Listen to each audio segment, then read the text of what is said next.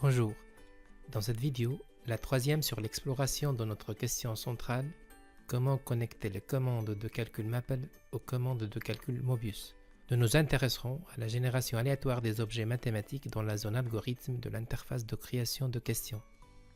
Une dernière capsule traitera la suite de cette dimension aléatoire.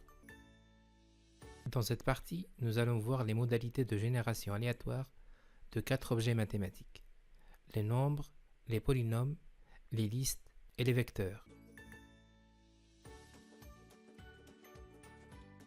Pour les nombres, l'idée est de transposer les commandes aléatoires de Maple à l'environnement algorithme de Mobius. Ici, nous générons par exemple une suite de 5 entiers entre 100 et 200 avec la commande rand. Nous conseillons la commande randomize pour une bonne initialisation des objets aléatoires.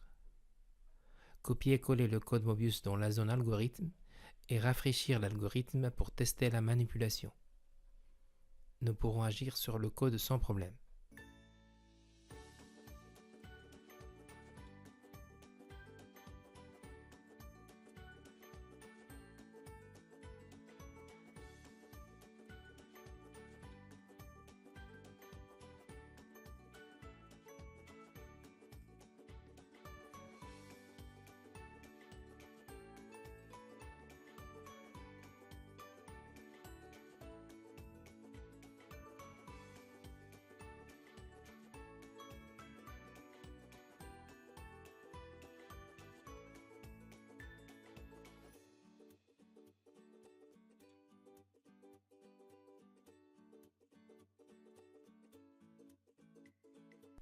Pour les polynômes, rand_poly sera appelé.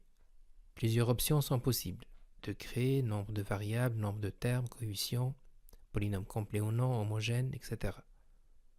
La transposition se fait dans le même esprit avec une attention à l'écriture mathématique. printf sera ajouté dans ce cas de figure.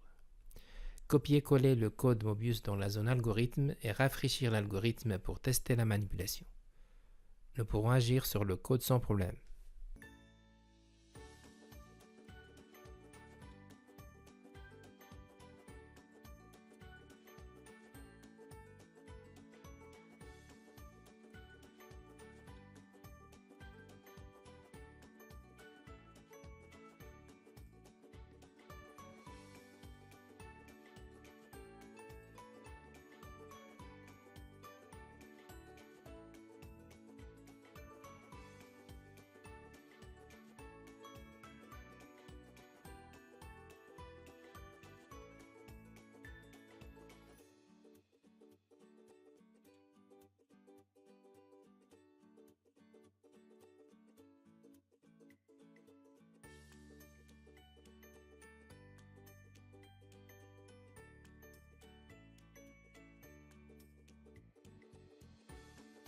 Pour les listes, le package random_tools sera appelé avec la commande generate.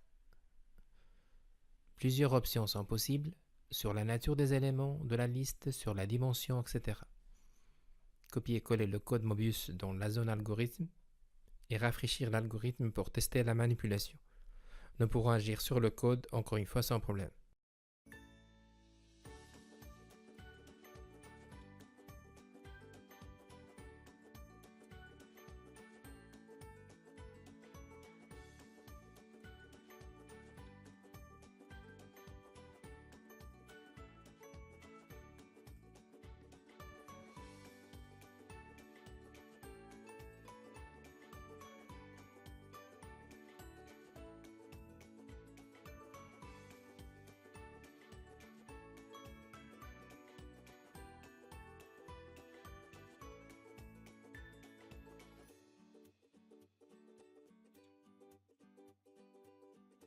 Pour les vecteurs, le package linear algebra, algèbre linéaire, sera appelé avec la commande random_vector.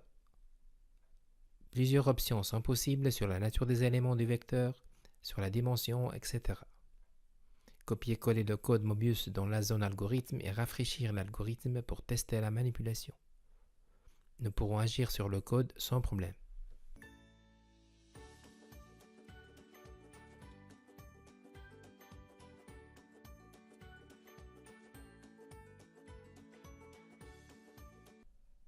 Voilà pour cette partie.